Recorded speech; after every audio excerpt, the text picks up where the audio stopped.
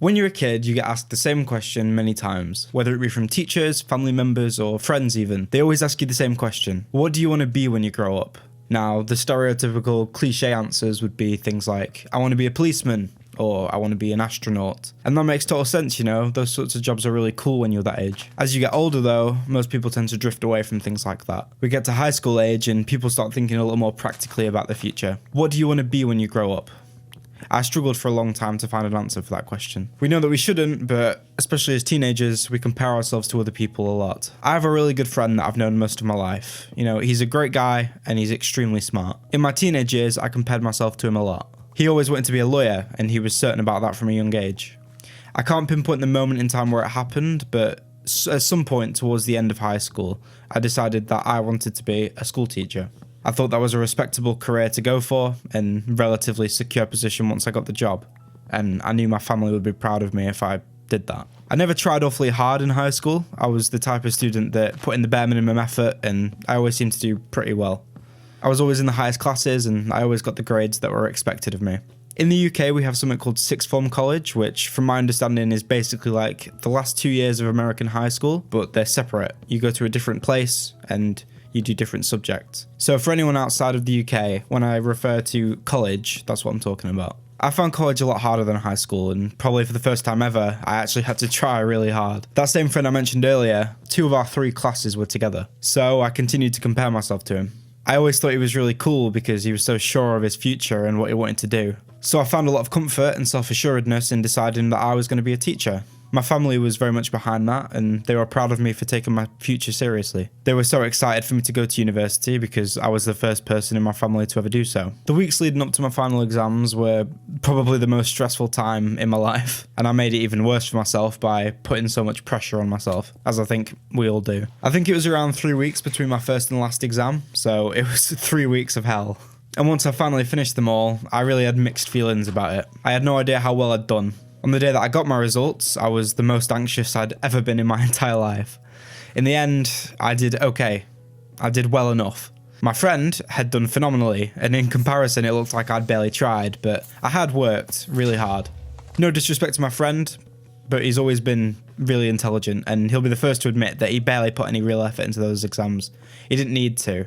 He was that kind of intelligent, you know? He may have done a hell of a lot better than me, but I really didn't care. For the first time ever, I was really proud of myself. I got the results I needed, and I was able to go to my first choice, university. So I was satisfied. But in the end, I didn't go. Time had caught up with me and uni wasn't in the future anymore. It was looming over me and I was about to go. That's really when I stopped and thought about it. You know, why do I want to be a teacher? After actually thinking about it, actually I don't. When you're young, you can't fathom that you'll ever actually grow up. I never had to think about it practically. It was always in the future. It's like, oh, I'll do this one day. And it never felt like that day would come. It's like when you make plans with someone. It's easy to agree and say, sure, I'll do that, I'll come. But then when you get to the day and you really don't feel like doing it, you wish you'd never agreed to. It was the same concept, albeit on a much bigger decision to make. I told my family I wasn't going, that I didn't want to. And that was the hardest conversation I've ever had in my life.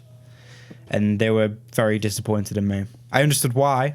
I was disappointed in myself too, and I was ashamed. It hit me really hard, and for a while I regretted my decision not to go. I was depressed for a while. I thought I'd blown my only chance of making something of myself.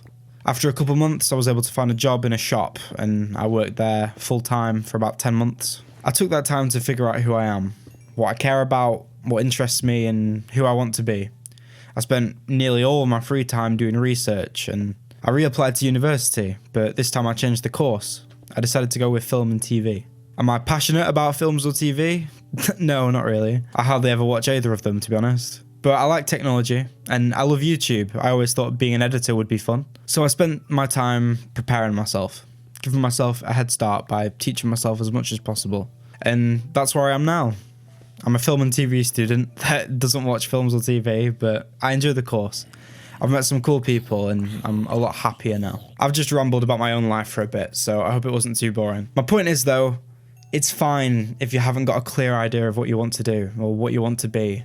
There's so much pressure put on young people to make a decision at a young age, and you just don't need to worry about it so much. You don't have to have some big dream. All you need is to be happy. Life's a marathon, you know, it's not a sprint. If you don't truly deep down want the thing that you've set yourself, then you're going to run out of stamina before you get there anyway. You know, I love my family, and in a way that was entirely not their fault at all. I let the pressure of making them proud stop me from figuring out who I was and what I actually wanted. You know, maybe if I'd not committed to something in order to make them happy, I'd have realised what I wanted a little earlier. Don't do what I did and think that it was too late, that, you know, I'd messed up and I was stuck. Sure, it put me a year behind everyone else.